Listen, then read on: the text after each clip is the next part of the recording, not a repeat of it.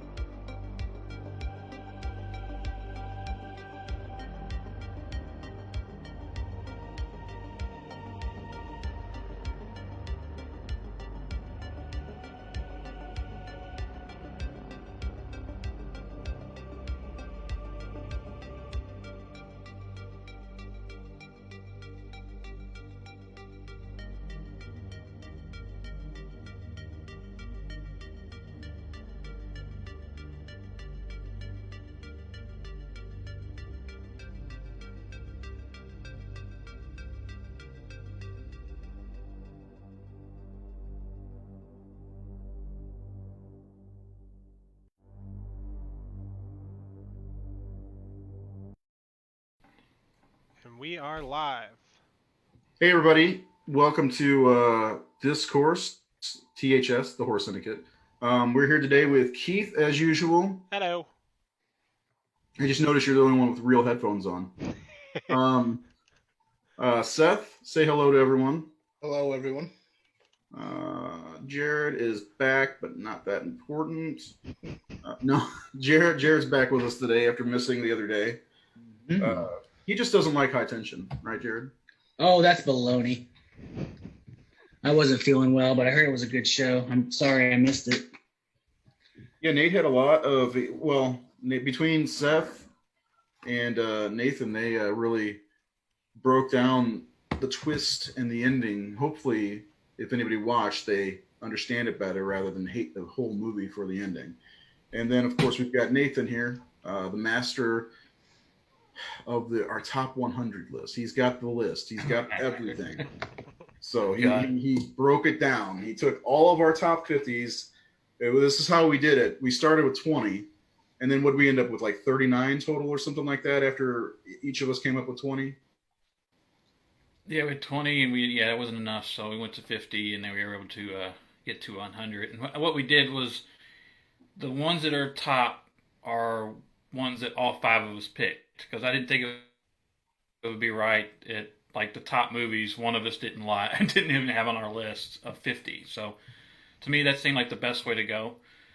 So it's interesting that way. Like say Seth's number one. I'm the only one that had it on my list. period, of the 50. So it's like, well, it'd be right if his top one didn't get on there, even though I voted for it. So mostly all of our top 30s, I think, are on the list. So, but that's the thing.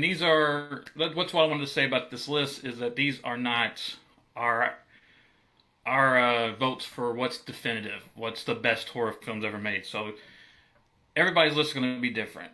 All of our lists are different. They're extremely different. There's at least 40 films on here that only one of us even put on our top 50. So that's how different lists can be. So, you're going to get that's on there. Why is that on there? Why isn't this on there? Why isn't my favorite movie on there? Well, because people are different. and the cool thing is we respect it. Like, I respect, whatever you chose because it means something to you, because films mean things to people differently because of, maybe dad showed you that movie before he passed away, or who knows what happened. Mm-hmm. But they all speak to people differently. So you're going to see oddball choices on this list. Yeah. You're going to see movies that not necessarily some of the people in this group don't like that are on someone's list. I was throwing pillows. I was punching walls. I was tearing my house down with looking at Keith's list. Let's just say Keith's list. And then you take Keith again like that. I mean, Keith's 20 years younger than me, so he comes from a totally different generation. But at the same time, I had a lot of films that he chose that no one else chose. So we matched up on some things. So it's a really interesting, like you said, it was an interesting experiment. But the thing with lists is I just wish people would respect it and say, hey, it may not be my favorite, but it's interesting that's... I find it interesting when someone loves something that I don't particularly find that special. But that's the thing. I was listening to a podcast the other day where they were talking about Grease 2, and all of them were talking about how shitty that movie was. But one of the members was like, I grew up on that movie. I watched it over and over and over. I love it. I can recite it word for word. And she just wore it on her heart, and everybody else was just tearing it apart. But, that's Sexy the thing. Rexy. Yeah, that's the thing. Like, we all have those movies that we grew up watching that we just love for some reason, that even if we know they're crap, they're still our favorites. So these aren't our suggested best of. If you want to know what we think are the definitive movies, you go back to the episode where we talked about the definition of the decade movie. Mm-hmm. We did that because that was more of a unbiased choice of what was important. These are our personal choices, and that's what they are. They're not your choices. They're not the collective. They're ours. And so that's what was really interesting about this list. Yeah, and it was interesting to see everybody's list and how it ended up in each place, especially number 3, which we'll get to eventually. But, I'm excited to see what people think. We do have I have a math equation, top 100 on the horrorsyndicate.com that, we did numbers and all that stuff. If you want to check that out, it's okay. It's from 4 years ago though. So there's obviously some movies that maybe deserve to be on there now that I believe that deserve to be on there, but you can check that out at your leisure. For now, let us know who's watching. Let us know if you're with us, and let us know what you think of each entry into the list as Nate reads them off, because he gets the illustrious task of reading every single one of them off. I'm going to read them off. And then we're going to kind of comment and, go from there. So if you're ready, we're ready. Nate, you ready? All right, let's go. Death looks ready more than anybody, so. Number 100 is Midsummer. Ah. And that was one of my picks. And no one else voted for it. I don't know. It was one of my favorite films, period, of that year. I like Astor's films. There is a big bias against this new stuff coming out, but when I watch his films, I see someone who's done their homework. There's a lot going on. There's a lot based in mythologies or practices or history. And a lot of the things that go on in that movie are things that we may not know about, but people did, like Viking rituals and pagan rituals and things like that, are all put in there. And I was blown away by Florence Pugh's performance in the film. I've been a fan of her since I saw Lady Macbeth. I think she's gonna. I mean, she's already been nominated for an Oscar for Best Supporting Actress for Little Women. I think she's going to be someone we see a lot of. She's about to be in Black Widow. I believe she's taken over for Black Widow. Well, maybe. She was really good playing Paige in the WWF or WWE movie, Fighting with the Family. Yeah, she impressed me too. I like that movie. It was a fringe movie for me because like when I broke my list down when I added the 30, I just wrote down all the movies that I could that came to mind that I really enjoyed, and Midsummer's just one that fell short of my top 50. So glad it's on here. Yeah, I haven't seen it, so I didn't have a chance to even try to rank it. Yeah, I haven't seen it yet either. Yeah, same here. So that makes me feel better. Y'all just haven't seen it, but the thing the movie usually gets is it's just one I think I want to touch on was it's just the Wicker Man. Everybody just says that. That's their not attack. The Wicker Man sucks. First of all, and it's not. I love the Wicker Man. I don't like the But the Wicker thing Man. of what pisses me off about it is the Wicker Man came out 47 years ago, and there hasn't really been a lot of the movies. No, it came out in 2006. Well, what are you talking about? I don't know. Over the top performance. But the thing is, we see repetitive plot, story, everything over and over and over, and no one cares. How many times did Halloween get ripped off? How many times did Night of the Living Dead get ripped off? How many times did these films? No one complains about that. But a movie kind of has a parallel to a film almost 50 years ago, and that's you just write it off as even though the stories are completely different. The Wicker Man's about a cop going to an island investigating a missing person. This isn't about that at all. The things that happen in it, it's just it's a pagan cult movie, and everybody just it's Wicker Man, and I just pisses me off when people just dismiss stuff for a little bitty comparing. I bet it's generalizing based off the trailer of what they've heard. Also, not even seeing the movie. Mm-hmm. When I saw the trailer, I was immediately like, "Oh, that's for me for sure." Especially as I've seen a movie like Hereditary. I mean, they're not similar at all, really, but for some reason, I guess it's seeing that A24 pop up. I'm like, well, that might be for me.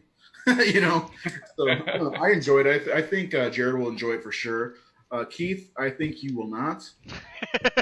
Yeah, you said you didn't like Hereditary, so right. Yeah. And my default setting for him is you're not going to like it after he doesn't like Night of the Demons. Come on. If I could reach through and select it. Let's go ahead. We'll go ahead and move on because three people haven't watched it. Okay, number 99 is The Mist. Yeah. Who voted for that? I don't know. I can't remember who voted. I did. I love that movie. Yeah, I love The Mist. That's my favorite Stephen King short story. And go ahead and talk about it because it's your choice.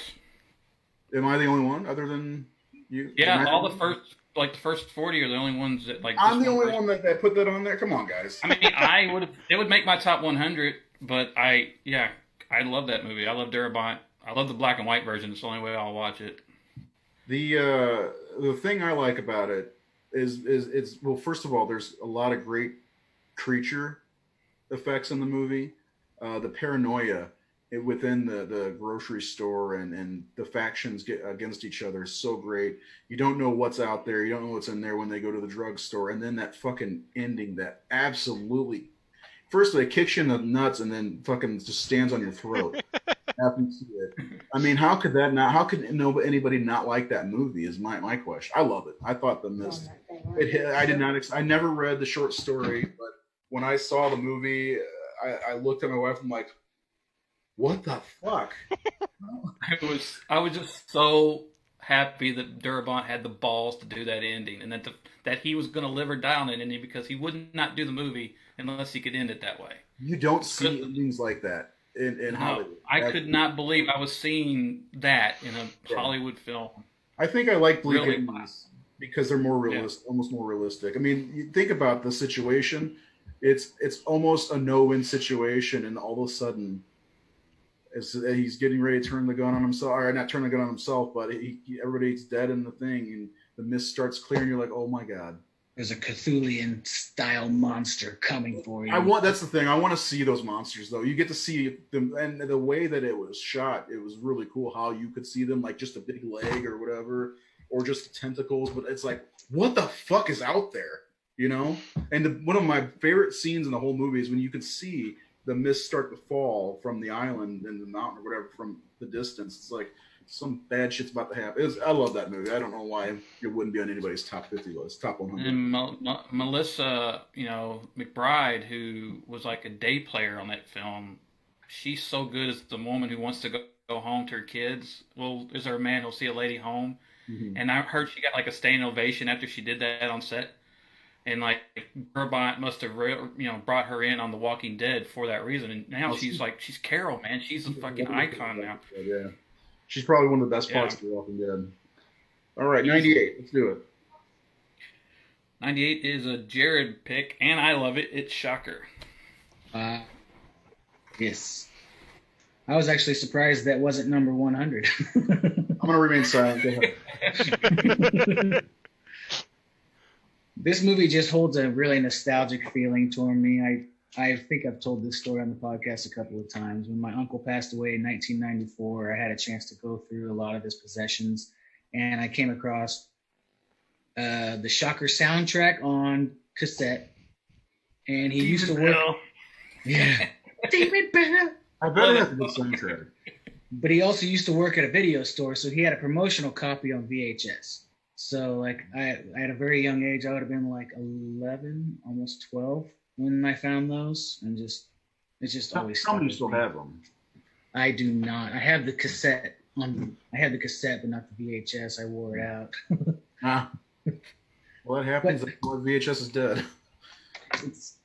And it was kind of interesting too. Like, I have the Blu-ray. Nathan wonderfully did the cover art for it. I have the poster for it too.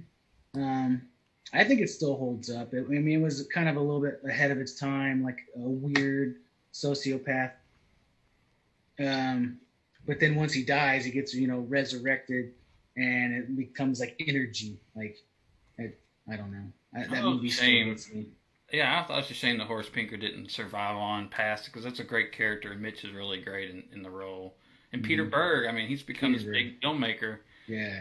I love that movie. And back to the Blu-ray cover, that was one of my only connections with Wes Craven, who's like my hero, and he tweeted about that cover saying he loved it, and so that was like my closest thing with Wes Craven, because I never got to meet him.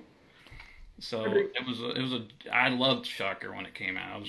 I think for me, I need to watch it again. I was late to the party with that movie. I saw it in 2016, so I never saw it when I was younger, and so I really have no attachment to it, and I just couldn't get into it.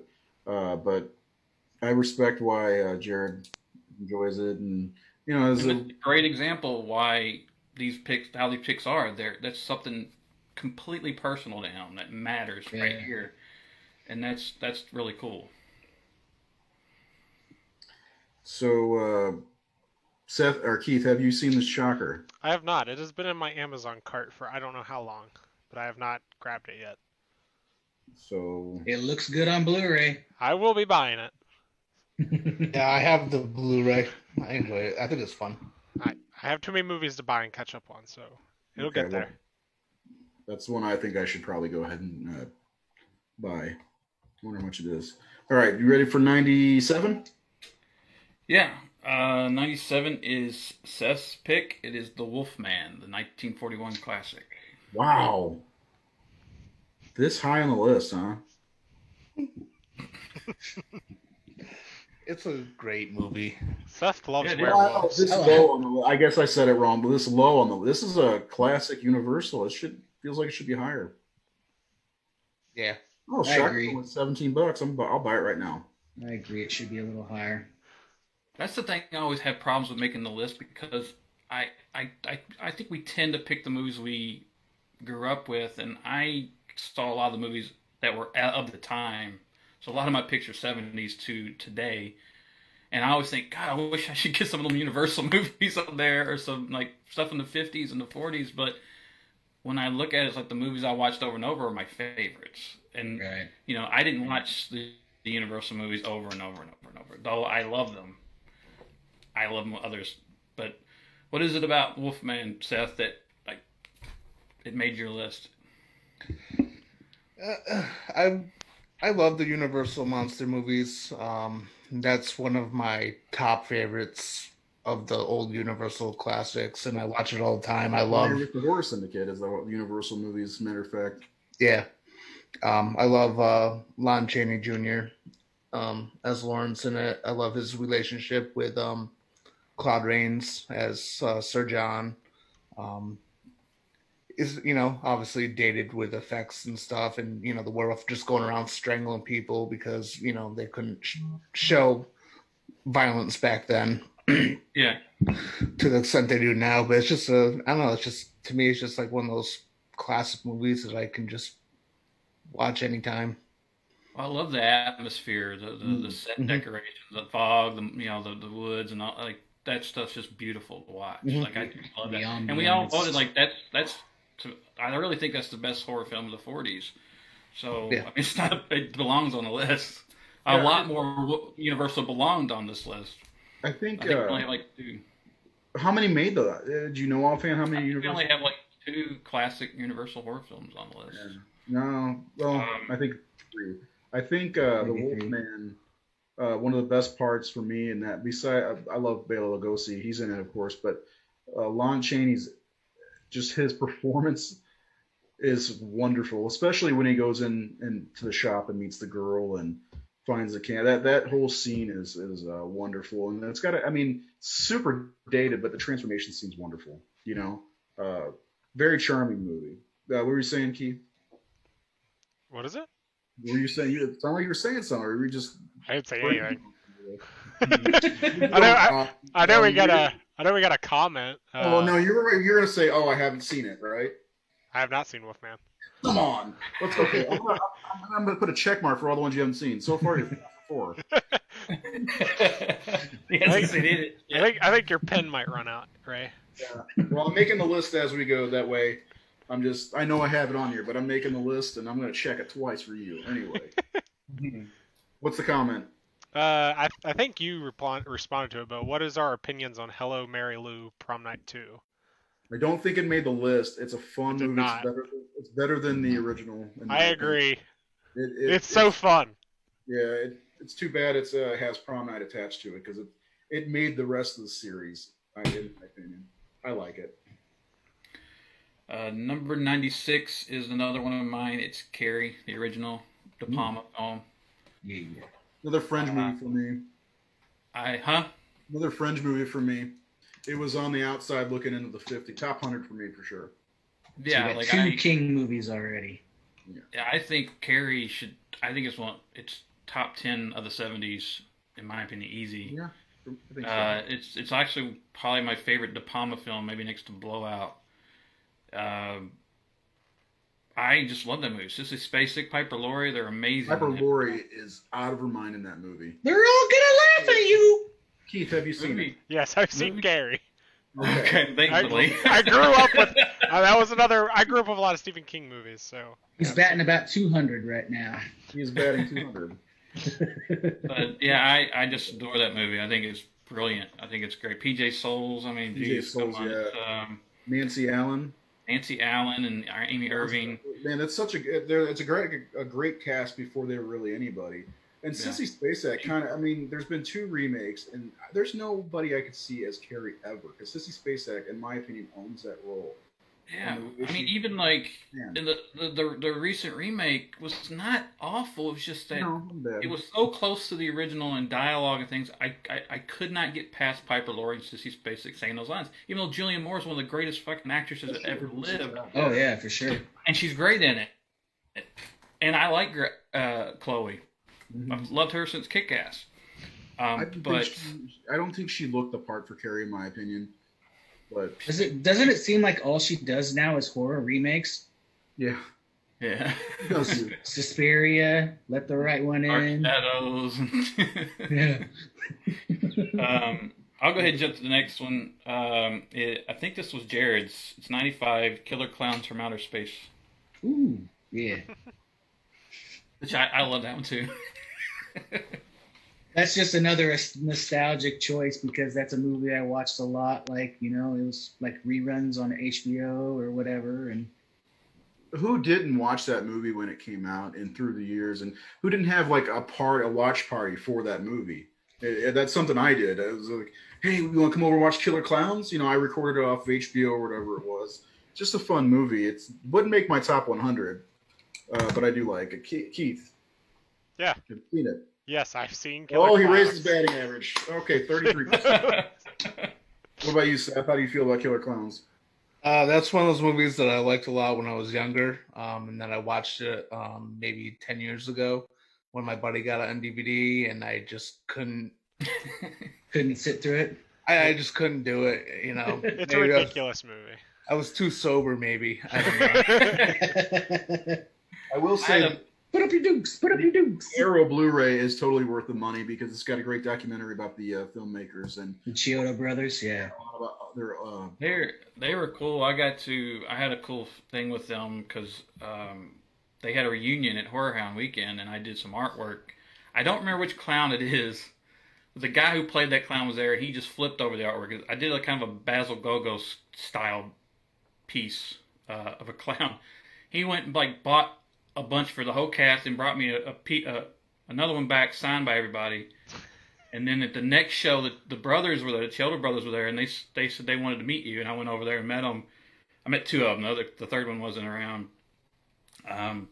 But they were really, really nice, and they said something ridiculous. I'm not going to say it because I just like you got to be just saying that because they said it was like the best art they'd seen of the clowns other than that they didn't do. But they were funny. But when I heard it, I was like, yeah, bullshit. Come on. But they were really cool, and I like that movie. I haven't watched it. Maybe I'd feel like Seth if I watched it again. I'm telling you, man, if you don't have the Arrow Blu-ray, it's not expensive, but it's worth it. The special features, I'm a special feature nut, but there's a lot of good stuff on there. The art is good, maybe not as good as your art, but there's some fun new art. Somebody did a really good one. Seems like Jason Edmondson did a cover or something of a not too long ago. I don't know if it was the Arrow release. That's worth it. It was like $17 when I got it. I'd totally get it if I didn't already have it. The next one back to Seth, 94, The Wolfman, the remake. Wow. The controversial one there. And the controversy Above continues. the original. It's ahead of the original. Why didn't we make Seth's nickname on his card Wolfman? Explain yourself, Seth. The Wolfman, the remake it's one of those movies that I feel is not deserving of all the shit that it gets. I think people get too hung up on the bad CGI during the transformation, and they ignore all of Rick Baker's terrific, practical makeup effects work. And, some of the performances could seem a little wooden from time to time with like Emily Blunt and Del Toro. They're not the greatest in it, but I love Anthony Hopkins. I love his performance in that. And I love that it's faithful enough to the original, but it also kind of does its own thing. So it totally flips the relationship between Lawrence and his father, where, in the original, it was a very warm relationship. And in the remake, it was very cold. And I don't know, I just kind of liked it. I did an article on it for the Horror Syndicate. Well, and you also, you're an advocate for the unrated director's cut also. Yeah, the director's cut or whatever it is. Yeah, and after you telling me to rewatch it with that, I watched it and I've noticed that it does fill in a little bit more and it is a little bit better. And I think people, again, it's a remake, and there's a big stigma against remakes, regardless of what we think. First thing people think of, another remake. It's.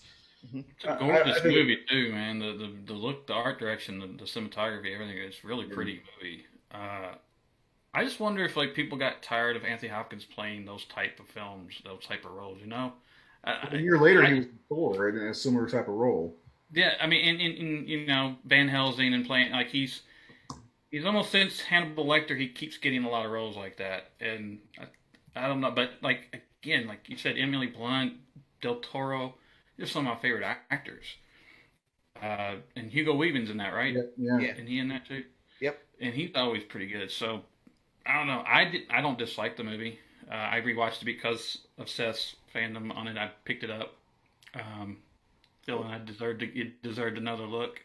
Because I remember not like really loving it when it came out. Well, the real question here is if Keith has seen it. I own it. I bought it when it came out. You've seen it. When you do go to watch it, watch the director's cut because it's a lot less choppy. If you saw, I actually just rewatched to refresh my memory. I watched the theatrical cut, and it is very kind of choppy, and it takes a little context out of a few things, and it's just a much better version. I actually saw it theatrically, so Valentine's Day, I think. All right. Number 93 is another one of mine. A Girl Walks Home Alone at Night. Probably my second favorite vampire film. I just was really. I've never been the hugest. I'm more with Seth. I was a big werewolf fan. Like that's a foreign film, right? Yeah. Yeah, it's Iranian. Iranian, right. And Lily, the filmmaker, she's really, really talented. She did a movie right after called the Bad Batch, which wasn't that great, but it was beautiful. It was but the thing about this movie is it just, I don't know. I've only seen it twice, so I can't talk at length about it, but I just remember really, because it's just more, not because I didn't like it, but because I just don't have time to watch movies again and again anymore. But I just found it to be, I like unique takes on vampires. So I like stuff like Martin, and I like Thirst, the Park Chan-wook film. Yeah, that's a good one. Yeah, so I like Byzantium, things like that, because I don't. A lot of the vampire films seem like the typical thing. I like something outside the box, and that one was not only beautiful, it was in black and white. It was just different, and I really, really liked it. I think it's a quality film. Who else hasn't seen it? I have not seen it. If I'm not mistaken, didn't Joe Bob show that one? Mm-hmm. Okay, yeah. Yeah, I haven't seen it yet. It dropped on Netflix a few years ago, and that's when I watched it the first time because okay, so you talk about you're a werewolf guy, whatever. I was always a huge vampire person. Matter of fact, when I started buying DVDs, it was all vampire movies, finding all the Draculas I could find. And it all started with Christopher Lee and the horror of Dracula for me. But yeah, I watched it. I watched it with my wife, and of course and that's again a shocker. She has a lot of her opinion really affects me, I think, and so I need to rewatch things without her. And the second time when I watched it with Joe Bob, I liked it a lot better. I don't know if I'd throw it on the top 100, but it's a pretty decent movie overall. That's fair. Okay, our next one is another remake, 92, Dawn of the Dead. The remake, not the original. Whose pick was that? I don't remember who's picked that. I know it wasn't mine. I know I put it on the list. I love that movie. That was on my list. I think That movie. No, maybe it wasn't. You mean Night of the Living Dead? No, Dawn of the Dead 2004. Oh, okay, you said 92. Yeah, the Zack Snyder. It's number 92. Oh, number 92. Yeah, the Zack Snyder James Gunn movie. Let me just set you up with Texas Chainsaw Massacre 2003 came out, and those two movies, Dawn of the Dead and the Texas Chainsaw Massacre, are two that I really hold dear to me as far as old horror from the 70s. And two movies I never wanted to see remade, and the Texas Chainsaw Massacre left me about as angry as The Last Jedi and The Dark Knight, actually. I was so pissed off at that movie. I was like, they cannot remake any more horror movies. And shortly after I found out they were making Dawn of the Dead, I'm like, oh my fucking God, are you kidding me? They're remaking Dawn of the Dead. What's next? A Nightmare on Elm Street? Very apprehensive, yeah. Yeah, so I went in and I'm like, okay, I'm gonna give this a shot. And then, I saw the running zombies and stuff. It was very tense. I ended up loving every second of it. It's, in my opinion, one of the top 5 zombie movies ever made. It's so fucking good. It's got just about everything you could want. There's some humor. There's great gore effects. The zombies running make it way more terrifying than them lumbering around. And I like the cast. I mean, who doesn't love Steve? He's such a prick. You know, One of the best opening 10 minutes of a oh horror my film. god, and that what I say last time when I talked about High Tension and the opening scene, how that's I got to be grabbed by the opening. That with you, I mean, you meet Sarah Polly's character, Anna, I think is her name, and you know she's just having a date night with her boyfriend, watching American Idol or whatever it is. Then she wakes up and there's a little girl in their house, and the shit just fucking hits the fan. And it's one of the best parts is when she's driving by and the camera pulls out, and you can see her driving the car, and one car rams into the gas station. Such a great movie, and she gets Her run husband over. like running after her, and then like Oh my god! deciding to go after somebody else. Well, yeah, Like, that's so great. great. One of my favorite things is that slow motion punch in the windshield as he's trying to Yeah. get the fucking zombies are out of control. And I think people cite 28 Days Later as the movie that kind of brought the zombie genre back. If that brought it back, this kicked it into high gear because this fucking movie was zombies. I think I've always wanted to see, in my opinion. So it's just like vampires. I love vampires. I love the romantic vampire and all that, but I also love when vampires go fucking ape shit. And they're just like in that scene in The Lost Boys where they're just ripping people apart. And the Stakeland movie really did that for me. But like Dawn of the Dead, fucking man, such a good movie. Hard to breathe watching all like that movie, like the 28 days, the opening of 28 Weeks Later, where they come running in, like it's like That's the best part of that movie. it's so stressful watching those films because it's like what? How do you get away? How do you? That's what I want in a situation in a zombie movie though. It's like I don't want to see them lumbering around and bumping into each other, riding the escalator. There's like a safety net in there because when you watch the zombie movies, they're fun, but these aren't like fun because they're so full of tension. They brought horror back to zombies. Yeah, that's, in my opinion. I mean, the effects in Day of the Dead really, really helped that movie. But like they're lumbering around, they're not that much of a threat in my opinion. But these zombies, they see you, they fucking start run. Even if they have one arm, that scene where the truck backs in and they open the door and the zombies just start running. It's like fuck, man, they're screwed. You know. Anyway, I love that movie. I watch it quite often. it's a thumbs up. That's one of the best horror remakes. Easy. Yeah, absolutely. Oh yeah, sure. One of these days we'll do an episode on the 10 best horror remakes. I think.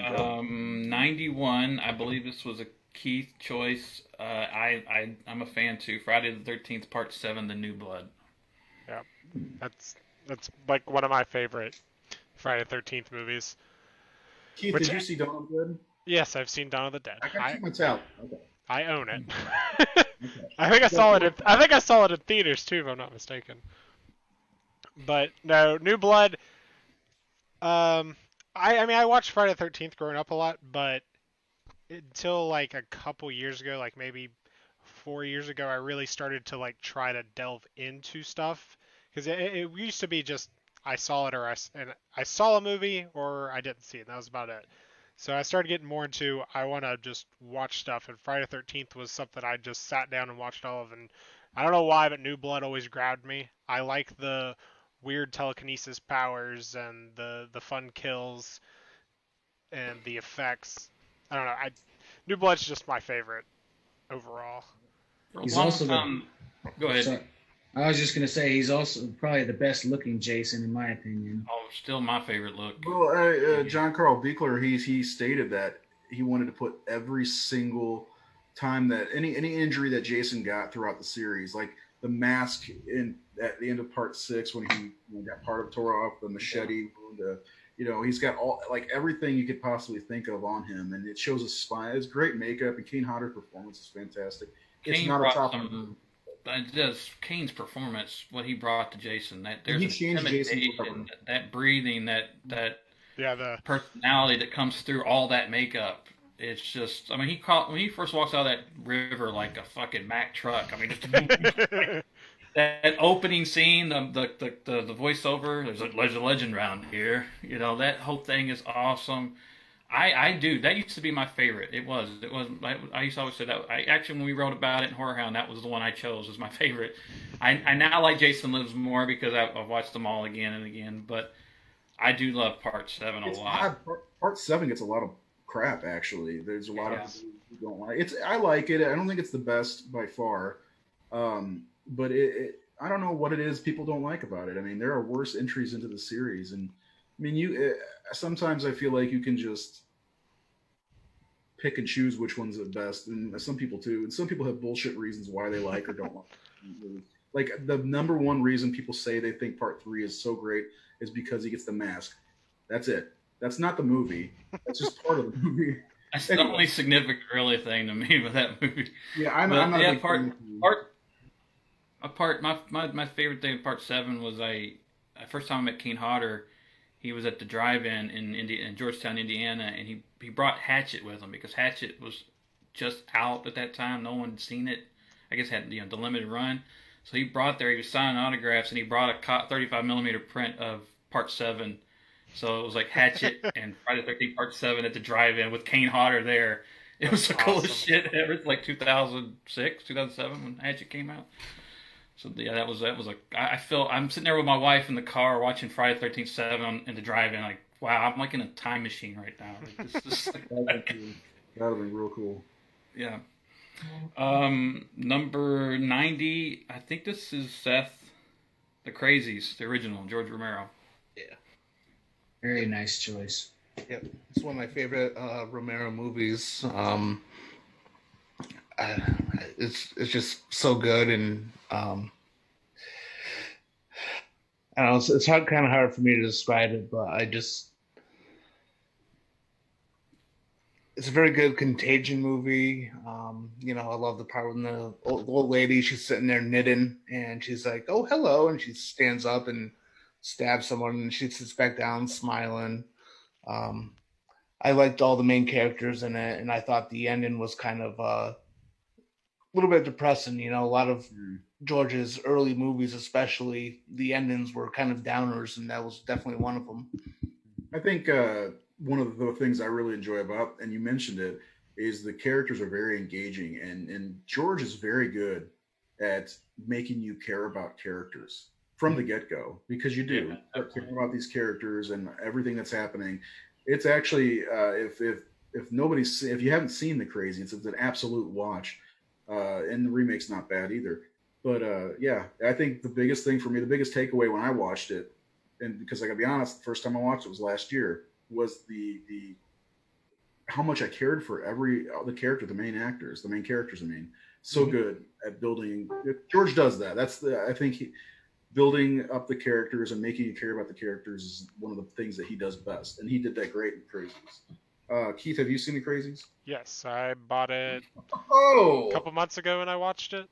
That was when I saw the remake beforehand, and I saw it in theaters, didn't know it was a remake, and I love the remake. I really like the original too. I like the daughter, because it slowly shows her kind of going a little crazy, and she just Her acts, descent into madness. Yeah. And just like the way the actress did it, it came off very eerie. And I also really love the part when all the crazies are running through the field, and there's just that one just like literally sweeping a field of grass. Because I watched it with my fiance, and my fiance just looks at her, she's like, "Is that lady got a broom?" Yeah. They're crazy. It's another one to give another look at. Both of them, really. Give another look at both of them. All right. Number 89 is the original 1977 The Hills Have Eyes. Yes, that was on my list. I got a good deal on that at Horror Hound a couple years ago. Remember that, Jared? You can put a check mark down. Yes, Ray. you did, and I did not, because I couldn't get the other copy because they were gone. It's a good movie. I think this is another situation where maybe the first situation ever where the remake is 100% better, but it's a legendary horror movie. Maybe 80%, not 100%. I mean, and Alexander Aja is amazing, but yeah, it was. You can put a check mark down for me, Ray. I already did. The one thing that the thing that the original has on the remake is the remake doesn't have Michael Berryman. Michael Berryman. I knew you were going to say that. And it doesn't have.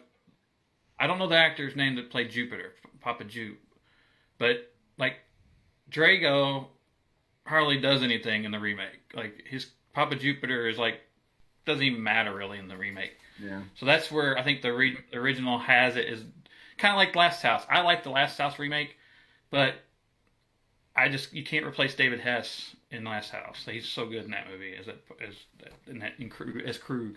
Krug, yeah. But that to me is the only thing that the original has on it is um, Berryman and the guy playing Jupe. Well, we talked about it the other day a little bit, where the story of what's his name, the dude with the beard, the in the glasses, getting his baby back. Aaron's actor, Doug. Yeah, that was a great addition to the movie. But yeah, I mean, this is another case of Wes Craven's legendary status for me, making me watch a movie and then not enjoying it. But over the years, I've gotten to where I like it a lot better for various reasons, and kind of, I think it's silly to. Sorry, Jared. I think the movie's kind of the old one's silly. Maybe I shouldn't have bought the Let You Buy It. I should have let you buy it. What it was is one of those big Arrow sets. I got it for like, what, $20, something like that? Yeah, probably. It's like a $35, $40 movie. Anyway. Number 88 is Nightbreed. Whose was that? I think it was Yeah, it's mine. That was actually not on my list. Nightbreed's just okay for me. That's another one I kind of just forgot because there's so many fucking good movies. He has a smirk. I'm guessing he hasn't seen it. Nope. Nope. Well, let Seth tell us all about it. I love all the different character designs. I love Danny Elfman's score. I love that.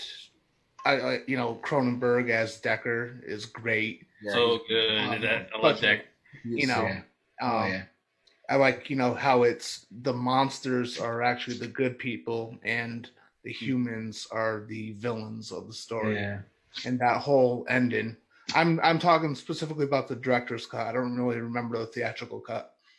But, like the last half hour, 45 minutes is just this big fucking battle between everyone from Midian and all the cops. Yeah. And it's just great. I have the director's cut. I have the rare Cabal cut. What's the difference between the Cabal cut and the director's cut?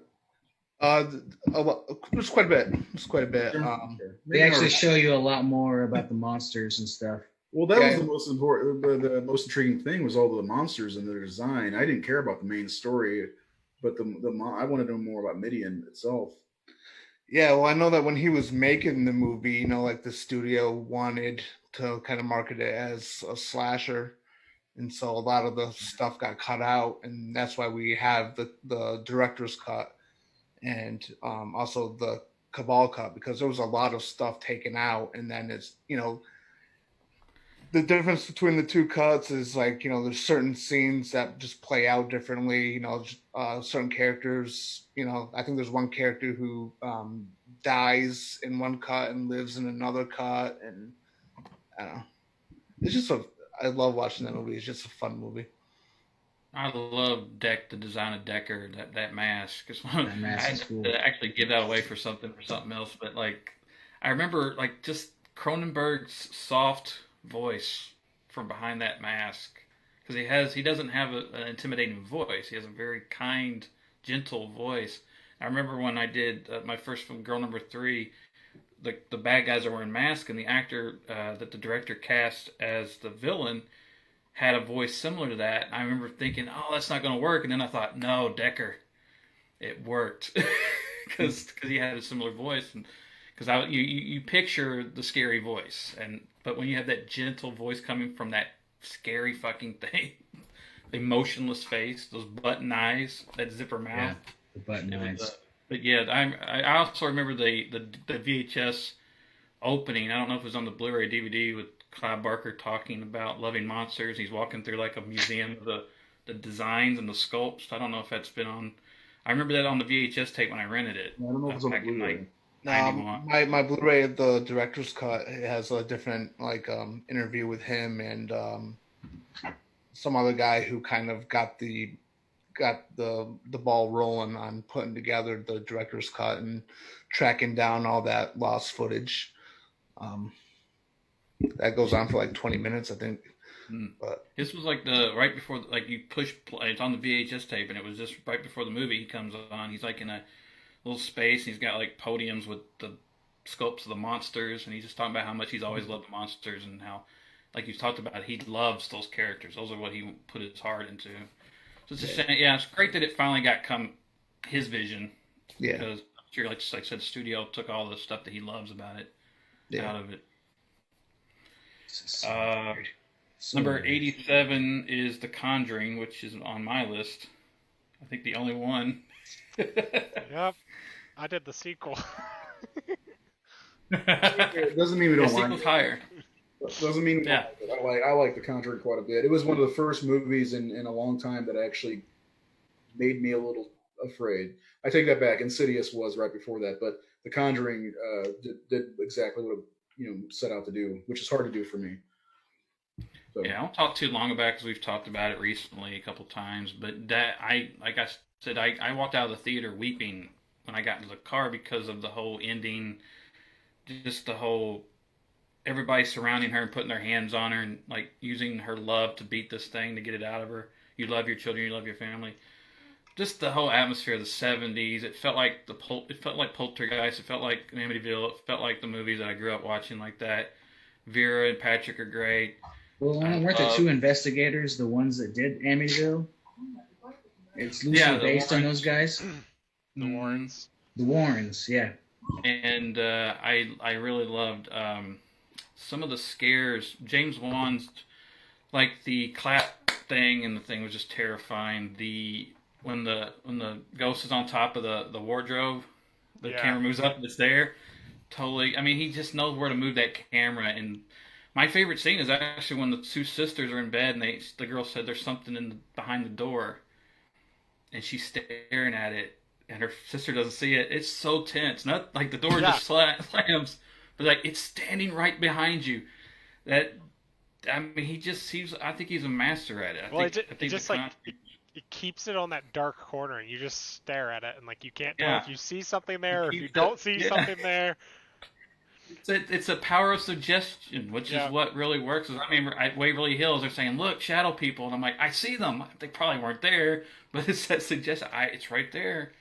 And just like the kids were great. They got the little girl who looks like Drew Barrymore, so even tapped more into the vintage movies. My favorite scene in that's probably the chair scene in the basement, where they're doing. I think that's where up. Yeah, where it goes up and like the the sheets on top of her and stuff.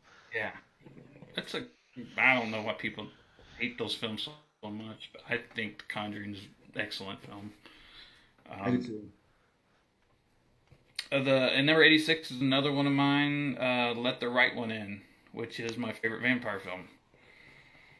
I saw that one when it came out on the day it came out on Blu-ray. It was the same day that Twilight came out, actually. And so I was in Florida. We were visiting my in-laws, and my niece was probably 13, 14. Completely in love with Robert Pattinson or one of the other guy. I don't know the other guy. Lautner. I can't remember which one she liked, but she had to go to the store. She had to get it. And that day I went to Walmart and bought Let the Right One In. And so we watched Twilight because we had to. And we're all watching Twilight. And I said, all right, let me put a real vampire movie in. I put that in. Not knowing what it was. I hadn't watched it. I knew of it, but I hadn't seen it yet. This was the first time I saw it. And I just absolutely loved it. I love everything about it. And I love the remake. The remake is not on the list, but Let Me In is a worthy remake with its own strengths. But that whole, like everything about that story, everything just grips me. The guy having to take care of her and murder people to get her blood. The relationship between the boy, the bullying, and then of course that classic. It's very endearing. Bullying. Yeah, very endearing. Film. Let's see. I've seen the remake. I've never seen the original. Okay, the remake has a great addition of that car crash scene where it's all in one. Yeah, I mean it's a great film. He's the one doing the Batman, right? Yep. Yeah. Did Let Me In. Matt Reeves. Okay, I'll move. Yeah, move on to which this one I don't know why. I guess this one should be higher, but it falls into that is it horror, is it not? So I didn't put it on the list, but it fucking should be. I think Ray put it on there. It's Silence of the Lambs. It's in my horror collection. Yeah, it should be. I kind of think of it as a horror movie, but it's one of those ones where I don't put it on a list because I know how people react to it. Well, it's like Look, putting Seven on But the list or something like that. They put him it in was like I the Remember thriller and this, the horror. it's about a serial killer, and then there's a cannibalistic serial killer. Yeah, I mean, and you got multiple Definitely had this debate Jodie before. Foster's face. That's horrifying enough. I'd do me. It's a really damn good movie, and it's the only reason it's not recognized widely as a horror movie is because it's won so many Academy Awards, and they don't want the horror movies to win Academy. Well, back in '91, I guess. It's a damn good movie. It's one of my favorite movies of all time. Period. Just like Jaws, I think it's one of those that I could watch anytime. But it's also like Jaws, where it's a movie that kind of transcends horror to me. Oh yeah, for sure. But at the same time, if I'm making a list of my favorite horror movies, Jaws, Silence of the Lambs both belong. I have a hard time seeing Seven as a horror movie, but I could see where people would think it's a horror movie. But yeah, Silence of the Lambs. I mean, there are terrifying parts of that movie. The what's her name? She's listening to Tom Petty, American Girl, driving, and that the whole that's a very tense scene when she's in the pit. When Jodie Foster's in his basement with the Night vision. night vision, it's very tense. Every time she sees Hannibal Lecter, anytime yeah, and then there's the scene where they're transferring Lecter, and he has his way with the guards, and you see the aftermath of what he does. How is that not horror? And Anthony Hopkins is absolutely fucking brilliant. So yeah, and my very favorite part of the movie is at the very end when he calls her. So I love that movie. It's an absolute favorite movie of mine. Period. So. Oh, it's a great film. There's no need to defend it because it is. It's a phenomenal film. Like I was a big fan of Thomas Harris's book. I loved the Red Dragon book. Great. Michael Mann's Manhunter. Manhunter was good. Film. Yeah. So like I love that he took different bits. He took touches of Gein and Bundy and all that and put them into Buffalo Bill. Mm-hmm. He did his homework on those and based, the characters off of who's the guy that wrote Mindhunter, the FBI guy? Oh, John Douglas. So yeah, he interviewed John Douglas to make sure he got things right and accurate, and I can't argue against that one. It should be higher. It should be in the top 20 at least. I got nervous when you said that you weren't sure if it was a horror movie. I don't know. I think this belongs. I think we should embrace it as horror fans as a horror movie because it is absolutely a horror movie. It's one of those again, Seven, even Predator, we're not sure about, but I think Silence of the Lambs is clear cut, and I don't think most moviegoers want to say it's a horror movie because of the Academy bullshit. So. Yeah. I don't believe in awards ceremonies. Sorry. Number 84 is Rosemary's Baby. Keith, have you seen Silence of the Lambs? Yes. Okay. I think I own that movie 2-3 times. I think. Okay. Rosemary's Baby. That has to be mine. Rosemary's Baby is number 84. That's yours, and it's another one. It should be higher, much higher. But there it is. When I was younger, when I started buying VHS tapes, Rosemary's Baby, when I found that, I almost lost my mind because it was like I had seen it. My mom, when I told the story, she showed me all these different horror movies that she grew up with, and she came to Rosemary's Baby in the early '90s, and she's like, "Oh, this is one of my favorites." It really scared me about having a kid. And I'm like, "Really?" She's like, "You could have been the devil's kid for all I knew." I'm like, yeah. And so watching the movie with my mom really I guess it helped it a little bit. But then like whenever friends would come over and they're like, "You got any scary movies?" I'm like, "Yeah, we're gonna watch this." And then followed up with The Shining and the Rosemary's Baby. So most of my friends got to see Rosemary's Baby because of me, because it's a very effective movie. It's slow. You know what Rosemary's Baby reminds me of, and I think we've talked about it, Nate, maybe Jared, somebody. Hereditary reminds me of Rosemary's Baby quite a bit. And the pacing and the ending of the movie. Oh yeah. And it's just the art design is very yellow. Yeah. like Hereditary. The thing I like though is you can't tell if she's going crazy, or if it's actually or if she was having a dream when she was getting implanted, if you will. It's again. I think I like movies where there is a little bit of madness. And then the ending with when she, you don't you never see the baby, which I love. You never see the baby, but you see all of the people at the Cassavet's apartment. And when Roman stands up and said, "God is dead," Satan lives, or he's the the scene where she said, "What's wrong with his eyes?" I just watched that. That's a spoiler. Sorry, I get so excited. I love this movie. My wife. Oh, it is. It's a fucking phenomenal movie. I showed it to my wife. She had never seen it, like maybe 6 months ago, and when that part comes, when they start yelling, "God is dead, hell, Satan," all that, like, I felt that shit. Like, it's like, God, it hits you in the chest. Like, and all I thought about was, God, people in 1968 must have lost their shit when they saw that and heard that scene. Mm-hmm. They heard somebody saying that in a film, a Hollywood film. Yeah, it's just, I mean, Roman Polanski just established himself as one of the great filmmakers of his generation, hands down, in that movie. Yeah, and anytime it's mentioned or anything in another movie, because I've seen it mentioned in other movies, I get excited. I get stupid excited. I don't know why. I don't know why it's not ranked higher on any of my lists, but it's definitely one of those movies that really kind of. It's another one that I almost would say transcends horror, because there's a lot of it that's mundane, everyday stuff. Guys trying to get his career. It's slow. I love that though. That's probably why I like The House of the Devil so much. They're slow. It builds and then wham, right in the fucking nuts. I love that. I love Rosemary's Baby, and it's definitely great. Sorry, I gush over that movie too much.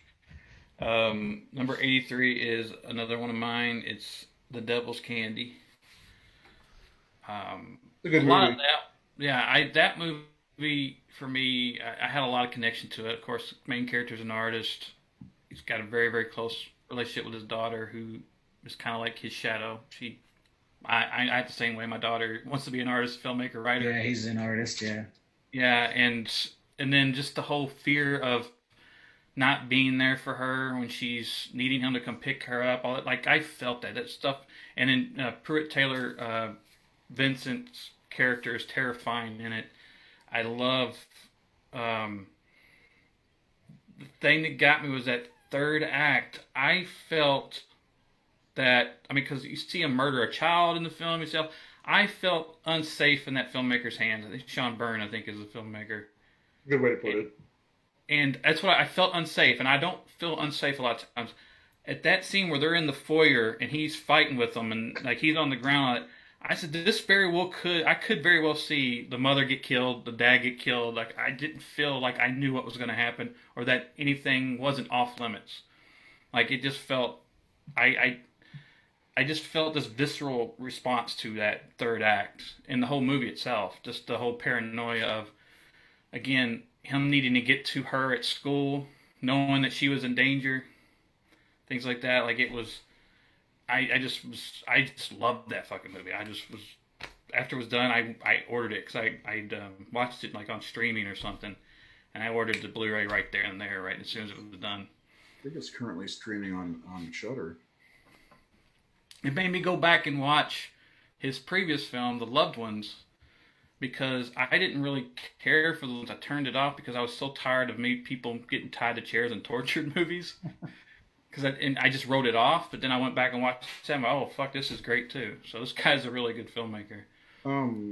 So Keith, Rosemary's Baby and Devil's Candy, where are you on those?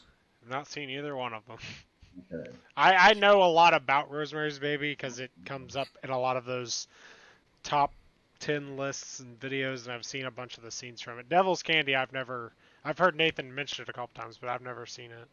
Worth watching. It's not streaming anywhere as far as I can tell, but it's definitely one to check out. Number 82 is Nosferatu, the original Fritz Lang film. It's definitely good. Fritz Lang. More now. Sorry. More now. Who's that? Jared? That's me.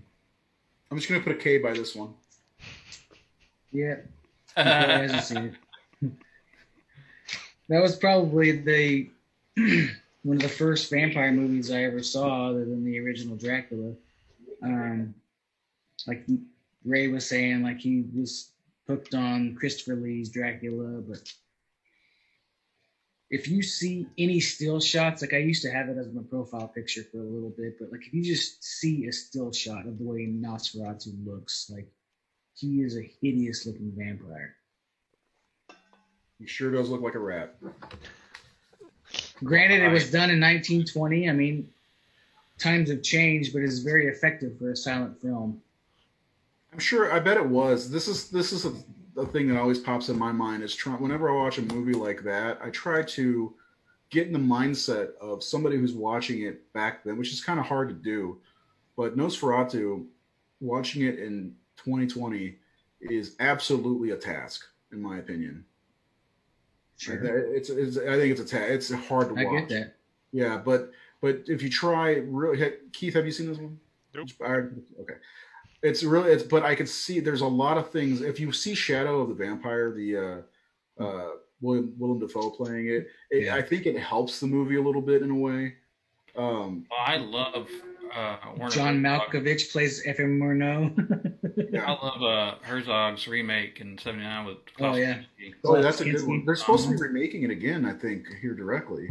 Yeah, with the guy I know. who played the monster from Shape and Water.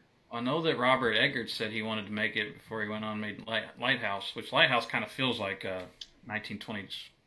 Oh, Sounds for uh, sure. It could totally Willem be. Dafoe play him again. I can see why it's a classic movie, and the I think the visually, it's visually striking still to this day. So, but anyway, I would put it on my top 100. As a matter of fact, the last time he made a list, Jared implored me. It's gotta be up there. It's gotta be one of the movies. I'm like, okay. Anyway, Number 81 is another one of mine. It's Mandy. Mandy. I don't understand why everybody likes this movie so much. I still have not It's seen not- it. Go ahead. I haven't seen it either. I flipped a bottle cap the other day to watch Lighthouse or Mandy, and I got Lighthouse. So Just me and Ray, the only ones that seen it, or has Seth seen it? I haven't seen it, no. Okay. Well, Mandy is my favorite film of 2018, period. And More than Hereditary? more. I did not expect it. I saw people talking about it. Nicolas Cage is someone I kind of like don't usually take seriously anymore because 90% of what he does is garbage. But True. yeah, so I get the buddy of mine gave me a screener of it because he gets screeners. He's like a promoter and all that. So I popped it in. I was watching it, and I got it starts out. It's beautifully shot. Like the cinematography, the art direction, everything is so gorgeous. And then it's got this King Crimson song that is so fucking great musically and visually. It just sang so well together. And I'm watching it, and I'm like, I can't watch this on my TV. This needs to be seen on a screen, on a big screen. And luckily, it was playing at the little small theater here in Louisville. So I called up my DP, and we were in pre-production at the time on the film. And I called up my DP and my producer. I said, guys, I'm going to go see Mandy tomorrow at 7. You want to go? Because I can't watch this on my TV. I have a feeling this is a movie meant to be seen in theater. And they went, and we just were obsessed with it for like 2 weeks. And I played the soundtrack constantly, bought the King Crimson album, was listening to it over and over. It's just so, to see that movie with an audience. And I'm talking about everybody in the audience was wearing black, okay? So everybody was that right audience to watch it. And I just remember people cheering, and like Nicolas Cage is just out of his fucking mind in the movie. And there's a great scene with Bill Duke, which I hadn't seen like since Commando and Predator. And X-Men 3. there's a scene where he does a Bruce Lee move, and it's intentional, and they do the camera just like it's like and when he did that in the theater, the whole theater just went crazy. And then he like takes this. I don't want to ruin it for anybody, but there's a bit of Hellraiser in there. There's a cult thing in there. It's just off the wall. The director Panos, he's the son of the guy who made Cobra and Rambo 2, and all of those films are in there too. It's like these 80s action grindhouse art thrown into an art house film with Nicolas Cage driving it. in a totally nuts way. I just absolutely love the film. And again, seeing it, I watched it. I bought the Blu-ray. I watched it at home. Like, it's just not the same. I wish people could have saw that in a theater because it was like I felt like I was somewhere else. The movie took me to another place, and I was completely sober. And I felt like I was in another maybe that was my problem with world. Because I watched it when it hit Shudder, and I'm like, okay, I got to see whatever, First of all, Nathan, I got to see what the hell he's talking about. He's buying the shirt. He's got all this. He's freaking out in the bathroom in his underwear like Nicolas Cage. I need to figure out why he likes it so much. I don't know. Maybe I need to watch it again. I couldn't get into it. The drug stuff and I don't know. I need to watch. As another one, like I have a list of movies I need to watch again because one time, I mean, if you say you don't like a movie, I say watch it again. Watch it again and see if you really don't like it. Because like there's like Shocker I need to watch again, the Neon Demon and the Mandy. I did not like Mandy like at all, and it's like I got to figure out why. And one time's enough. But I did like to see that he loses his mind in the bathroom in his fucking t-shirt and underwear. Maybe we should have a watch party and we can all watch Mandy. Maybe it needs an audience of people. It's streaming on Shudder. I'm curious. Anybody who is still watching or watches this, let me know if you like Mandy. It was different. I know that for sure. It was what I was going to see in theaters, but like it didn't come anywhere near me to go see. That's probably part of it. And then it just kind of got put off. There wasn't a lot of chances to see it on a big screen. It wasn't available here. I know that. No. And then I wonder, did you get to see his new movie? What is it? All Color Out of Space. Color. Yeah. Something like that. It didn't come here either. I'm gonna order it. Yeah, that's been rated very well too, and I haven't seen it. Yeah, it's one I definitely want to see. Number 80 is Inside, the original French film. Yes. I've never seen it. I guess I had. Did anybody else have it? Because it must have been on my list. It was me. Jared should have been on mine. It should that would definitely make my top 100. It would definitely make my top 100 too. I think I put it at like 25. I think it may be in my 50. I think it just didn't get to. Just how. No, I guess I didn't. Incredibly, insanely tense it is, and for those of you who have never heard of it, it's kind of a home invasion film. Is that on Halloween night? Yeah, Halloween night. A lady, she's alone in her house, and I'm not going to give away anything, but it's a very intense film. It's the best of the French horror films that came out of that time period, in my opinion. It's definitely on my list of things to see. I got to be honest, I've seen it just kind of sitting at, there's a place that I buy, well, I can't now, but that I can physically buy DVDs, and I always see it. I'm like, should I get this? I've never seen it, but I want to see it. I don't know. It's definitely on my list of things to see. Did you see their follow-up, Jared, the Livid, the vampire film they made? No, I didn't.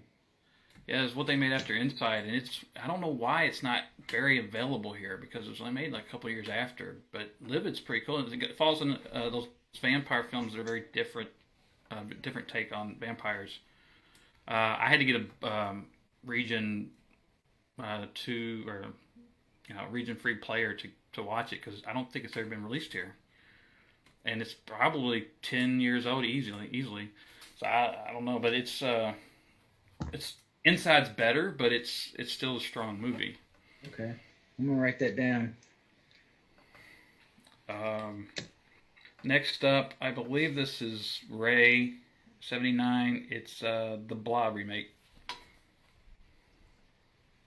Well, I know I put it on my list, and I'm ashamed of all of you for not having it on your list.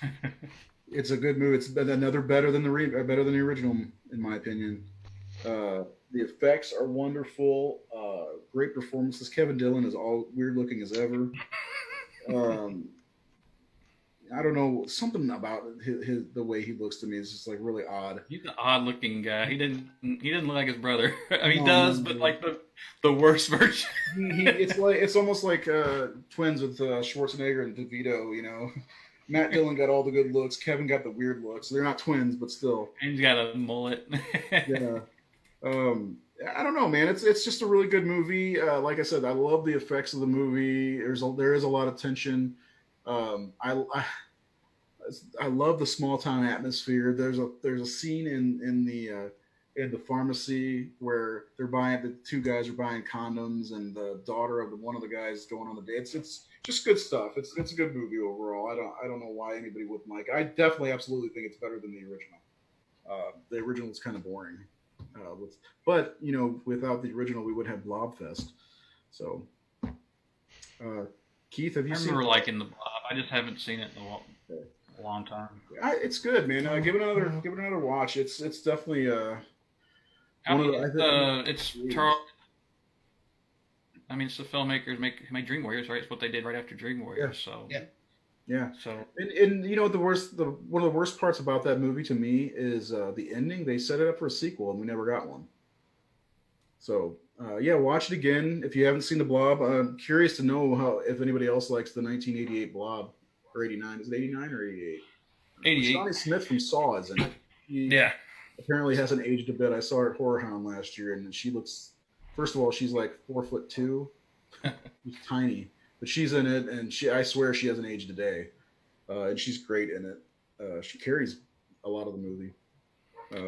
We can move on to 78 if you'd like. I think we're gonna stop at 76 tonight. What do you think?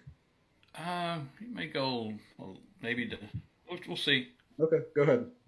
78 is another one of mine. Is Wreck. Another one just missed my list. That movie floored me, man. I got a copy of it at a convention before it came over. Because I remember the studio who made Quarantine held it from the U.S. release. So I had to get a copy from a convention, like an import. And watched it. It's one of those movies where I watched it, and I stopped it, called my friends, get over here, and we watched it again. Because I just thought it was phenomenal. Wreck is that movie when people shit on found footage, and you go, what about Red? They go, oh yeah, that was awesome.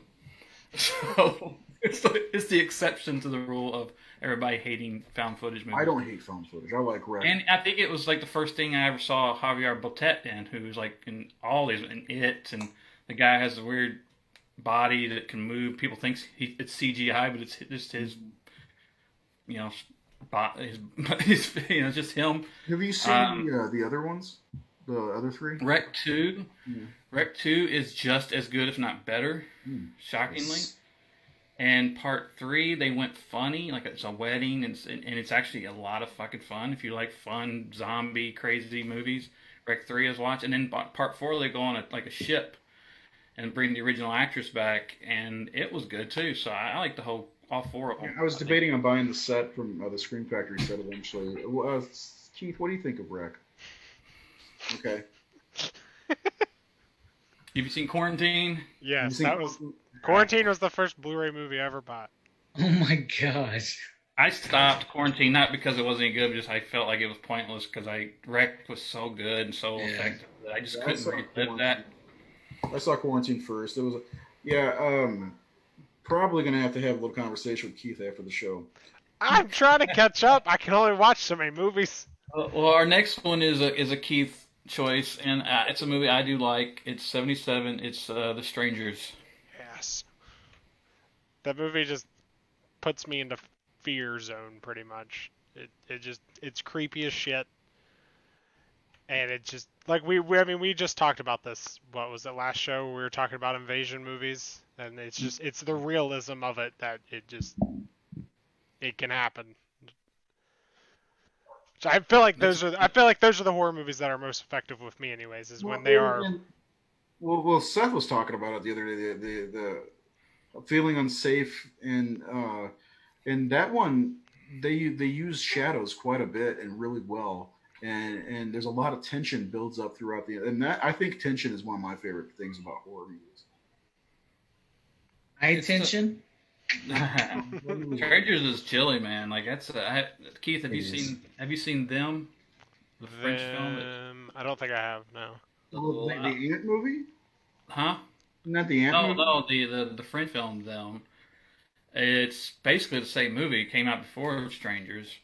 The director said he never saw Them before he made Strangers, but it's the same thing. It's like these people are at home at night. These kids in hoodies knock on their door and are trying to get in and spooking them, and a lot of the same similar things at the end. They get on a, I ain't gonna give it away, but them. If you like Strangers, you gotta check out them. I'll add it to my list. But yeah, Strangers. My funny story about the Strangers is when my daughter was born, my mother-in-law and my two sister-in-laws came up from Florida to stay with us for a while, and my wife and I ordered pizza. And we went to go pick it up, left them. We started Strangers, and when I came back home, every light in the house was on. The movie was off, and they were fucking terrified. They didn't get like 15 minutes of the movie, and they were like, no. They had every light on in the house. We're like, what's going on? Like, we had to turn it off. We couldn't take it. All three of them were terrified. And I don't know if you guys have seen the sequel or not either, but I really enjoyed it as well. I was gonna mention that too. Yeah, the sequel was pretty good. The one thing I liked about the sequel is I don't know of very many horror movies I've seen that take place in a trailer park. Yeah. Which is something that was, because when I grew up I lived in a single wide trailer, so it was kind of cool in a way seeing a horror scene in a single wide trailer. Because that was something I always thought about growing up, was like, how the fuck would I get away from a killer in a single wide trailer? There's not a lot of places to go. Not through the roof, that's for sure. Yeah. All right, 76. 76. I think this is Seth. It's Phantasm 2. Yeah, it's my favorite Phantasm movie. Isn't 2 the one that most people don't like because they changed actors? No, they like the second one, I think, but there is an actor change. The second one, it seems like, in my experience, because when I did the 5-star ratings recently, it was the highest ranked Phantasm movie. So I think 2's the fan favorite. Yeah, well, I mean, he had a studio backing him, so it seemed like he had a little bit more to play with as far as the effects and the shots. And I just love that overhead shot when Reggie and Fake Mike are walking through the graveyard. Yeah, that's an impressive shot when they're walking through all the empty graves. Yeah. And I like James LaGrosse as Fake Mike. I thought he was really good in that movie. No, he wasn't bad. It's just they went back to what's his name? Michael Baldwin. Yeah, and the rest of them. If they would have kept going with the same guy. Michael doesn't really have leading man looks at all, so I think that's probably where it really came in. From what I understand too, the studio wanted to recast Reggie as well, and that would have been blast. So I would have never watched the movies ever again. Yeah. Cosrally put his foot down on that one. Yeah, Reg is. I told you guys, he's the glue that holds the series together. You might think it's a tall man. It's fucking. It's been like when they tried to get Breckenmeyer to play Jay in Mallrats. They did? What? Yeah. Breckenmeyer was like cast as Jay, and Brecken apparently was like, "Why the fuck are y'all doing this? The guy was great." Yeah, he already did an amazing job in Clerks. I mean, he was one of the best parts of Clerks. Yeah, well, it's a similar deal. I mean, Kevin Smith made an independent movie. Don Coscarelli made an independent movie, and then they got like studio backing. Both were Universal. Fucking Universal. And Michael Rucker got a pretzel full of shit.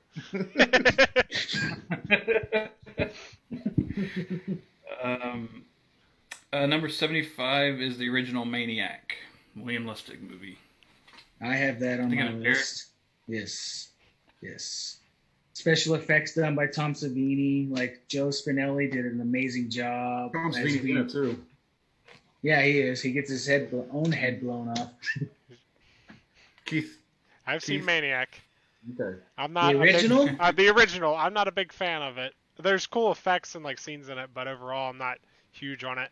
I still need to see the remake. I want to see the remake. Oh, I you don't have like it? Maniac at all. Actually, I love the remake though. The remake is actually pretty decent. It's better. God damn you! I can't like disagree with you totally because they went with a different like avenue with the remake. Like there were some point of view shots when he was stalking his prey. They didn't go like with Slimeball as the fucking character. I mean, Elijah Wood is looks like a guy. Joe Spinell looks like a fucking. Well, I feel like that's the thing with Maniac though, is the main character in the original Maniac like makes me uncomfortable because he is like a greasy, nasty looking person. He's the type of person That's you the would want to point. be around. Yeah, but that's the why I think Elijah Wood is. He's a very unassuming person. I wouldn't look at him like, oh, I don't want to be around him. I would never like look at Bruce and I'll be like, fuck this guy. I'd never want to talk to this guy ever. It looks like somebody should be Yeah. handing me a nasty meatball sub. As bad as it was, like the remake made me physically ill because of that point of view. Because they're literally putting you in the shoes of the killer, and it's not a fun place to be. I don't. That's like, why it's better than me. Yeah, I mean that's why I was really impressed with it. But I remember feeling like God, this is disturbing, for that reason. Like you're seeing his point of view of murdering people. Number 74 is Insidious 2. That was mine. I love the Insidious movies. Insidious 2 I like more. I like the whole backstory you get with Parker Crane, and it's like two stories put into one movie, which I really like, because you're uncovering the serial killer of Parker Crane and what he went through as a child. Said that wrong. It's like one story put into two movies. I feel like when I watched Insidious 2, like there were like revelations from the first movie, because there's a scene where he goes back into the what do they call it, the hell they call that, the further Poltergeist realm. Yeah. He goes into the further, or whatever it's called, and you see things, that the ghostly things that were happening in the first movie. You're like, holy shit! And so you'll have to. I think they kind of go hand in hand. There's no way to separate. They do. Yeah. I think they're both great, honestly, both Insidious movies. I remember liking the second one better than the first. Yeah, that's how I am. I think I agree, but at the same time, you can't have. It's like Godfather, Godfather 2. You can't have one without the other. I remember the original fucking let me down so much because I loved the first half. It was scary. It was great. And then Lin Shaye shows up, who I love, but it turned into a comedy all of a sudden. Yeah. And I'm like, wow, whoa, that's a big left turn there. And you're talking about because there are two partners? Yeah, I mean, I fucking love them so much. I mean, they're great. That's like I said, that they're great, but the movie's tone shifts completely. Yeah, the first half is terrifying, and it just shifts the tone. I'm like, wait a minute, like this. I don't know if I like this tone change, and then it turns into the Poltergeist to me, and like New Nightmare or something. Like it just felt like it was turned into other movies. So that's why I think I responded to the second one more. And that's why I say you should watch. They need to be watched both together. Almost because the second one it should be a 3-hour movie if you ask me, or actually however long it is. They both work really well together, because from that point on, after seeing the second one and the revelations, and it's like, I'm not watching one without the other from now on. I got to watch both of them, because I loved in the first one when he went into the further and you see Darth Maul. And then lips. That was all creepy, because Insidious, it worked really well, and it gave me the chills and stuff. I remember watching it while my son was sleeping, gearing up for a top 100, trying to see if there's any new movies back in 2010 or whatever it was. And but when Elizabeth, my wife, came home, she opened the door, I'm like, Jesus Christ, this movie got me. Insidious got me, but Insidious Chapter 2 really took it to the next level with the series and made it is better, I think, than the first one. Anyway, but you can't have the first without the second. It's like saying I love the Godfather too, but you have to have Godfather anyway. Number 73 is the original Suspiria. That's on my list. Jared's. That's a fringe one for me. I prefer Inferno. Fringe 100? No, fringe for my top 50. It'd be in my 100 for sure. Suspiria, from the music at the very beginning, it works, and then the colors of Suspiria just kind of, I don't know. I love the story, but I prefer Inferno. I can't help it. That's fair. Should I put a K on this one? I would put Inferno in my top 100 also, but Suspiria is a much more beautifully shot film. It is. But you know me, I'm a story guy, and when it comes to the Three Mothers, they really delve into the legend, the mythos of the Three Mothers and Inferno, and there's a lot more going on in Inferno. It's more it falls into that Mandy category of beautiful visuals and music together. Uh, it takes you somewhere else, in my opinion. Like it doesn't feel like you're. And I love the remake myself. I'm a big fan of the remake. I gotta watch remake again. I didn't. It was too much, and that one delved into the mythos of the three mothers more than the original Suspiria. Um, I don't know. I like Suspiria quite a bit. I fucking love the music of that movie. The soundtrack's so great, and look of the movie, and Jessica Harper is wonderful. Actually, pretty much the whole cast is wonderful in that movie. And including the German Shepherd, he did a great job. Yeah, it's a good movie. It's definitely it's definitely a top 100 regardless of any list. It's worth watching. Keith, Seth, have you seen Suspiria? One of Yeah. one of Alice Cooper's top 5 horror films of all time. So there we go. All right. My Italian viewing and liking movies has not been great so far. Okay. Number 72, The Lost Boys. Ooh, that's one of me. Another fringe 50 for me. It's a great movie. I love it. Yes. And that's another nostalgic one that I saw when I was a kid, and I was like, "Holy fuck, what is going on?" Yeah. And it's an I think The Lost Boys has a great effect, but it's one of those movies that I would almost be like, man, this is a good entry vampire movie for kids. But then there's a scene on the beach, you know? So it's I haven't shown it to my kids because of that scene. But you know, you get teenagers, you get the boardwalk. There's so much about this movie. It's Wasn't a great Time to join the club. yeah. Wasn't it originally planned to be kids? Yeah. The vampires were supposed to be kids. Yeah. And Joel Schumacher's like, no, they need to be sexy. They need to be. They need to look like they're in a hair band. I think there was going to be a sequel called Lost Girls that never happened. Yep. Yeah, Lost Boys is one of those great 80s horror movies that Yeah. everybody saw and most people loved. And it's like probably the best Corey's film. And No. on License to Drive, I guess. This is the drives up there. Yes. License to Drive. Dream a Little But Dream. Come on. Kiefer Sutherland is a great villain in the film. And yeah, I mean, Well, shit, great soundtrack, everything The about it. soundtrack's wonderful. There's a great twist. I mean, of course, we all know what happens, but there is a great twist in the movie that I don't think anybody suspected. If you're watching it for the first time with Max, Yeah. spoiler alert, 3 years later. Great movie, great effects too. I have a little funny anecdote. When I was a kid, I used to sing the commandments song to my sister when she was going to bed. I would open my door and go, "Thou shalt not fall." What a great song. Shut up, Yeah. Jared.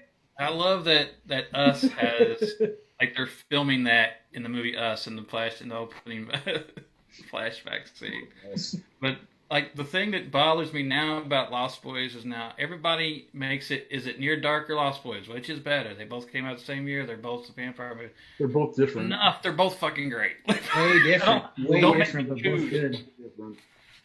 Yeah, I don't want to choose between the two. They're both great. I can like both. Lost Boys is better. So, anyway, 71. Number 71, Psycho 2. And Seth, that's yours, right? You just saw that recently, right? No, I've seen that for a long time. Or you revisited it, right? Or did who bought? Somebody just saw that or revisited it. I just bought them. I haven't seen them yet. Okay. Oh my god! Yeah, no, Psycho 2 is just, to me, it's an underrated horror movie. Very, very, very suspenseful, very unlike Hitchcock, and it works totally. Like, I felt bad for Norman Bates because he was trying to improve his life, and then comes Lila with her plan to fuck with him to get him to be psycho again. And you kind of understand where she's coming from because of what happened in the first film. But at the same time, with Anthony Perkins, the way he plays that character and the way everything happens, I just felt bad for him. And I hands down love that ending with Mrs. Spool sitting at the table, and he just whacks her over the head with a shovel. Love it. My question about that movie. So I love that movie, and it's there's an issue with following up such a great horror film like The Exorcist was. How do you follow that up? How do you follow up Psycho? Well, 20 years later, and it worked. And trying to rebuild Norman's mental health. But why would they let him go back to his house? Like seriously, why was the house empty for 20 years? Why would they let him go back? That's the scene of the crime. I think realistically, that would have been like bulldozed, like Ed Gein's house was. Like, Yeah, they would have demolished that whole Right. place because there would have been so many people breaking in and spray painting it and Yep. stealing everything, and in reality. But I yeah, mean, Psycho 2 is a phenomenal movie. it is. It really is. It's a great follow up to a movie that probably seemed impossible to follow up, just like The Exorcist. It's really good. And three's not bad. I like three quite a bit. I like all of them actually, except for All the. of them are good, really. I like 2 and 3 together. They just they're kind of really one big story. Yeah, that's just like Insidious and Insidious Chapter 2. You can watch 2 and 3 together because they butt up against each other basically. All right, let's do this. This will be the last one. Yeah, this is the last one, number 70. This was actually my number 51, so it almost made it higher than it is. I think it's Keith's. It's Cujo. Oh yeah. I freaking grew up watching Cujo all the time. That movie, out of any other movie, gives me the most like claustrophobic, like anxiety, panic attack out of any other movie. Like it just freaks me out. It just makes me uncomfortable, and like I feel what they're feeling in that movie. Plus the effects with the dog. Like they had was it 4 different dogs they used, plus the guy in a suit. And I can barely tell what's a dog and what's not a dog half the time when I watch that movie. The other funny thing is that movie was shot in not the summer. It was actually freezing in that movie, and they had to get the heater, the crank as high as they could to make it hot and make it look like summer and everything. Which I didn't know until recently, but they make that movie look hot as hell and make it look like summertime. I'm not. I was gonna say I'm not a huge Cujo fan, but I will have to commend the performance of Dee Wallace in that movie. Dee Wallace gives a fucking Oscar-worthy performance in that movie. That one of the best performances I've ever seen, in a horror film. Well, even so, Danny Panettiere, is that how you say his name? He's great. Dude, he was amazing in that. I mean, how can a kid that age act as well as he was awesome? I mean, the performances alone, excuse me, carry that movie. Cujo's good. It's not one of my. I wouldn't put it in my top 10 favorite Stephen King movies, but I do like it. I don't think it's my first, but it's one of the very first horror films I saw. And I remember my babysitter's teenage kids rented it and brought it home. I guess 84. I guess I was 8. And I remember it scared the shit out of me because I didn't watch scary movies. I think I'd seen Poltergeist maybe and Thriller. The video Thriller. So Cujo completely terrified me. I was the same age as Danny. Yeah. And but when I watched that movie, that is probably I don't know if it's underrated because people do like it. But as far as Stephen King filmography, it may not be. I don't know. It's just hard, but I think it's a great film. I don't think there's a flaw in it, and I love that the characters are flawed. I mean, you got a character who's having an affair on her husband, and we're meant to care about her, and we do because as parents we know what she's going through.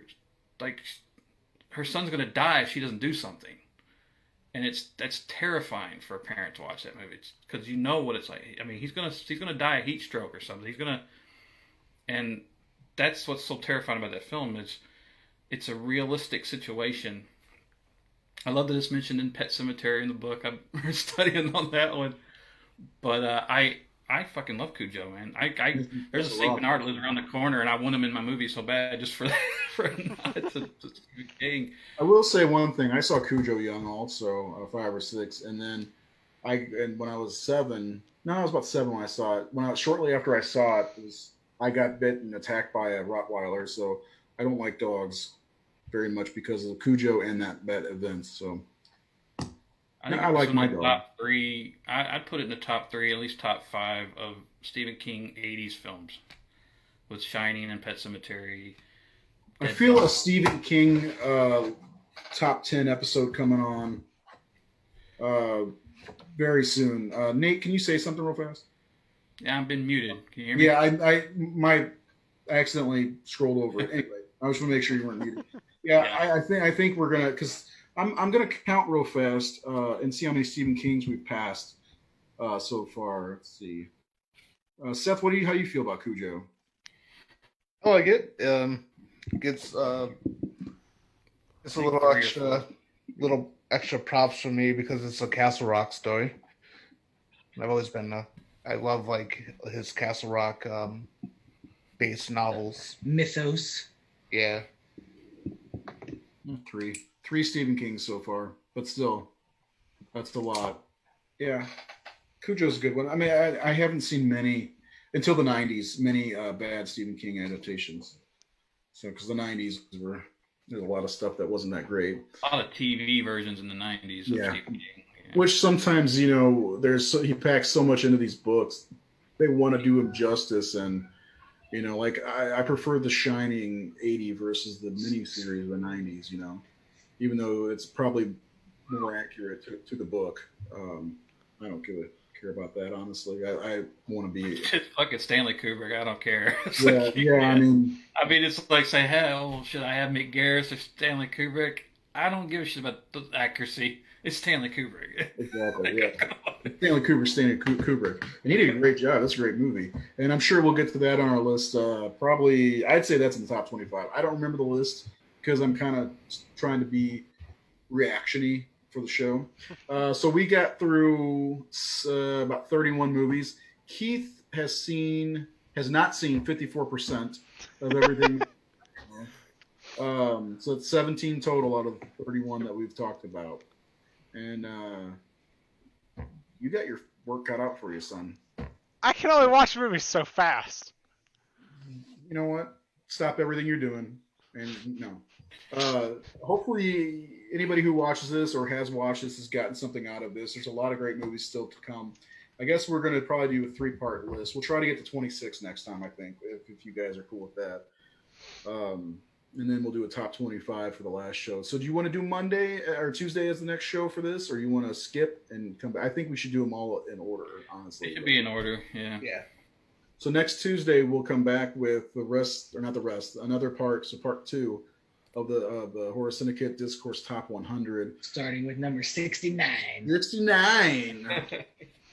Nate had that planned all along, didn't he? Yep. Anyway, thanks for anybody who watched and is going to watch. Don't forget to check out all of our other content on thehorrorsyndicate.com. Nate just put up a new article, review of Morbid Colors. Something I'd like to check out. And then there's more content, tons of content. I think somebody reviewed Mandy. Maybe I'll watch that this weekend and get back to you guys and see how I feel about it again. Maybe I'll do a double feature, Mandy and Neon Demon. Because Mandy's on Shudder. And don't forget, tomorrow night, Joe Bob is back Yes. on Shudder. So don't forget that. And that's it. Have a good weekend. We'll see you guys on Tuesday. Please don't forget to subscribe if you're watching on YouTube. And don't forget to tell all your friends about the Horror Syndicate because we're super cool. Anyway, have a nice weekend. We'll see you. Stay safe. Like, Stay home. Cut the feed. stay home.